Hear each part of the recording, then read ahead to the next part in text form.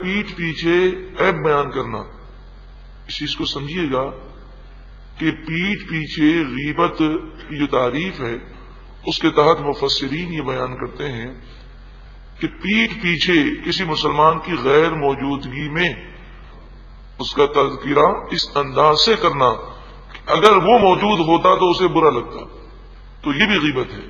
مثلا کسی کے چلنے کی ایکٹنگ کر لینا، اس کے لباس کا مذاق اڑا لینا، حالانکہ لباس پہن کے تو سب کے سامنے جا رہا ہے، مگر جس انداز سے ہم نے گفتگو کی ہے یہ ہو بہو یہی گفتگو وہ سن لے، یہ دیکھ لے، یہ کوئی پہنچا دے تو اسے برا لگ جائے گا، تو سمجھ جائیے کہ آپ نے غیبت کی ہے۔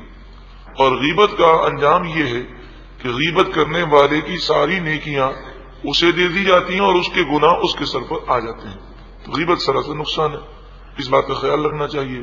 غیبت کو پہچانے کیسے کہ یہ غیبت ہے یا نہیں ہے؟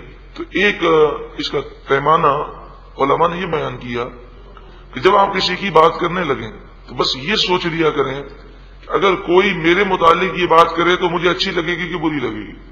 اگر آپ کو یہ محسوس ہو کہ اگر کوئی اس انداز میں میرے متعلق بات کرے تو مجھے بری لگے گی، تو پھر سمجھ جائیے کہ آپ غیبت میں مبتلا ہو رہے ہیں۔ جس طرح غیبت کرنا حرام ہے، غیبت کا سننا بھی حرام ہے، تو شوق سے اور لگن سے سنا جائے یہ بھی انسان گناہ میں مبتلا ہوتا ہے۔